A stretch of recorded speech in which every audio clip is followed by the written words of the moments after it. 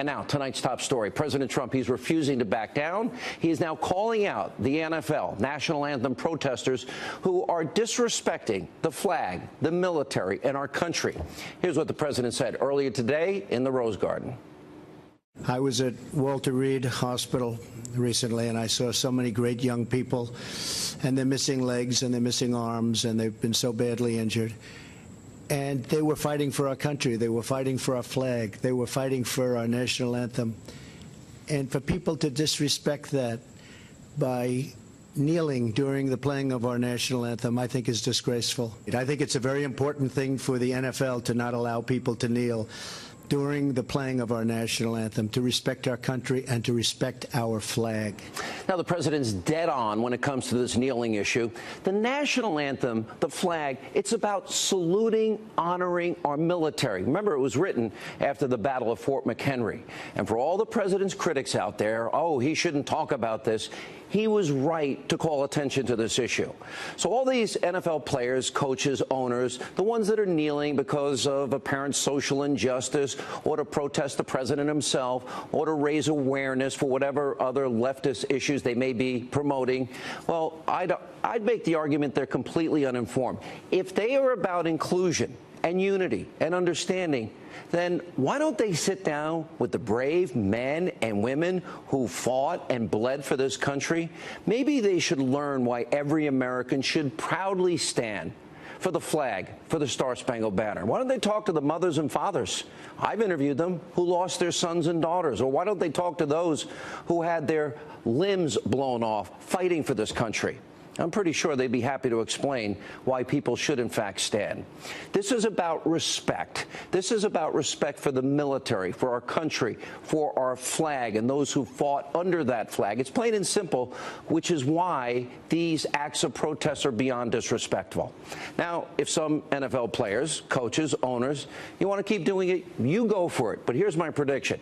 People are going to continue to change the channel, and they'll stay home on football Sunday. And like I said last night, Saturday is now my official football day unless and until this is resolved. And according to the Wall Street Journal, DirecTV is now letting at least some customers cancel subscriptions to its Sunday ticket package of NFL games and obtain refunds if they cite players' national anthem protests as the reason. Also, look what's happening around the country. Look at this. People who spent hundreds and hundreds of dollars on NFL memorabilia, they're burning their jerseys. They were the once prized possessions and treasures. They are that upset. Now, while President Trump is defending the flag, the military, Republicans like Speaker of the House Paul Ryan, who will be on this show tomorrow night, are coming out and they are supporting the president. Let's take a look. People are clearly within their rights to express themselves how they see fit. My own view, though, is we shouldn't do it on the anthem. The national anthem, our flag, and the people who defend it and represent it, that should be celebrated everywhere and always, and that's my opinion. And the Attorney General, Jeff Sessions, he's also backing the president. Watch what he said. The President of the United States has free speech. He believes, and I believe, that people should take a moment before a football game and stand when the national anthem is played. What's wrong with that? It's not political. It's not an affirmation of Trump or Hillary Clinton or any other agenda. It's simply an affirmation, respect for the United States of America and this great heritage of freedom, and for these football players, prosperity that they have. So I think that's a perfectly appropriate thing for the president to say. So taking a knee or staying in the locker room during the national anthem, you know what? That's pretty easy to do. Addressing real problems that impact real people and doing something about that is a lot harder. Let's start by helping the people we always talk about, the millions of forgotten men and women in this country. 50 million Americans in poverty, 50 million on food stamps, 90+ million Americans out of the labor force. If the NFL, you want to continue to disrespect the country, the military, well, that's given players, by the way, and owners the opportunity to make millions and even in some cases billions of dollars, then it's time to stop taking handouts from the American taxpayers. I doubt you'll hear this elsewhere in the media. Let's look at the numbers. The average public subsidy for an NFL stadium is $266 million taxpayer dollars. Since the year 2000, it is estimated $3.2 billion in federal taxpayer money has gone to help build private sports stadiums. Then you factor in in local and state funding for stadiums, well, that number grows to $5.9 billion and $6.7 billion. That's over just the last 20 years. And if that's not shocking enough, well, there's the NFL's paid patriotism scandal. There was a Senate report. It found that from the years 2012 to 2015, the Department of Defense, they actually paid the NFL $6.1 million to honor troops and for recruiting promotions.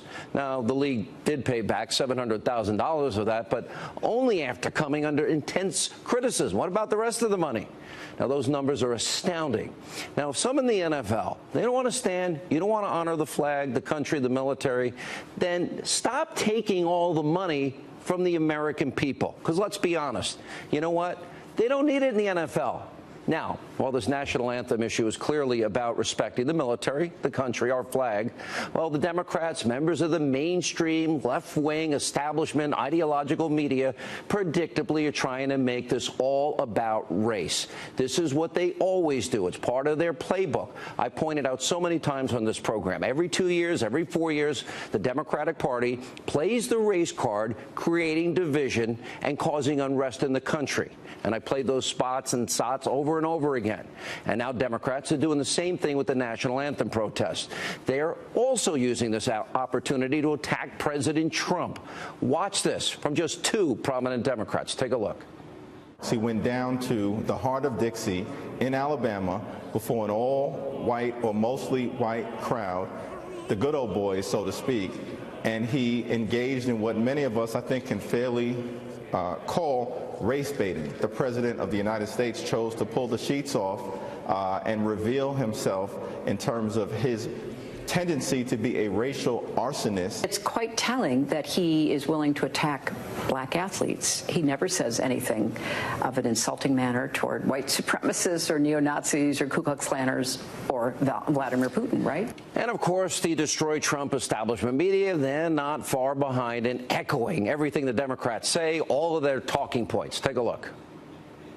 If anyone actually believes this is about the flag, then you must believe Rosa Parks' protest was about a bus. I think is playing along with white identity politics and sort of white grievance politics, right? We've heard this language before from white people in the Deep South referring to African Americans and especially black athletes who they feel is taking their place. And so this wasn't a dog whistle. This was a bullhorn. But clearly it's ethnic. Do you think it is? I think that there's... Does he pick his ethnic enemies? He has walked into a fight that was about race, and he knew it was about race, and there's no way you could call it anything else. So let me say it. I want to help him out. He's a racist. Okay? He came proverbially as close as you could possibly come to shouting in a rally the N-word. That's what he did down there. Fake news, conspiracy news, and the left is in a total frenzy over this, and they're desperately trying to score as many cheap political points as possible. Democratic lawmakers, Maxine Waters, Al Green, they're actually calling for President Trump's impeachment over his NFL comments. Really? Watch this insanity. He started dog whistling to that constituency during the campaign and started his division. And don't forget, Bannon said, when it's about race, we win because they frighten people. They play into racism. I hope people understand it's about all of this that he should not be the president of the United States of America. And we got to get ready for impeachment. Mr. Speaker, I denounce the comments that were made. And I rise to announce that on next week, Mr. Speaker, I will bring a privileged resolution before the Congress of the United States of America. I will stand here in the well of the Congress, and I will call for the impeachment of the President of the United States of America. So pathetic, so predictable. Two Democrats, they even took a knee on the House floor as a show of solidarity with the NFL protesters. Let's watch this. You tell me which of those children's mothers are a son of a bee. That is racism. You cannot deny it. You cannot run for it. And I kneel in honor of them. I kneel. So I join so many now in the NFL and elsewhere in taking a knee for the America that we all aspire it to be. So the Democrats' fake moral outrage, it knows no bounds. They will literally do and say anything to try and damage and delegitimize President Trump. They've been doing that since last November, and that includes playing the race card every single chance they get. Now, even though President Trump has explicitly said that his criticism of the NFL has nothing to do with race, it's about patriotism, and it should be obvious to everyone except, of course, those that want to play the race card like they do every 2 and 4 years. President Trump never mentioned race when he called out the NFL because it has nothing to do with race. And since Democrats, they're claiming President Trump is trying to create a racial divide in this country, well, we have to ask, where was the outrage when President Obama was jumping to conclusions without any facts or information, high-profile race cases in this country, and saying outrageous things that did have an impact on the public? You may remember this. The Cambridge police acted stupidly. There is a long history in this country of African Americans and Latinos being stopped by law enforcement disproportionately. That's just a fact. When Trayvon Martin was first shot, I said that this could have been my son. Another way of saying that is Trayvon Martin could have been me 35 years ago. And we have to close the justice gap. How justice is applied, but also how it is perceived, how it is experienced. That's what we saw in Ferguson this summer when Michael Brown was killed and the community was divided. Stains the heart of black children who feel as if no matter what he does, he'll always be under suspicion. Rush judgments, rushing to judgment, no evidence, no belief that somebody's innocent until they're proven guilty. And we can go back even further to Barack Obama's book, Dreams of My Father. The media never pointed it out. We did, where he quoted the Reverend from the Church of GD America, Jeremiah Wright. Listen to, well, then candidate Obama saying this. It is this world, a world where cruise ships throw away more food in a day than most residents of Port-au-Prince see in a year. Where white folks' greed runs a world in need, apartheid in one hemisphere, apathy in another hemisphere. These are things you'll never hear and see from members of the mainstream media because, you know what, they're so abusively biased and corrupt. But by the way, they want to silence shows like this, and they work hard at it. For example, where was the left rushing to condemn those comments? He wasn't a candidate, but he was in politics. They didn't do it because playing the race card, dividing the country along racial lines, is how Democrats think they need to win and get votes. You know what? They just do whatever they want. They're never going to change, sadly, because it's not good for the country. But people, I think, now are onto their game. It's getting old. It's pretty disgusting. So tonight, we have a challenge for the left.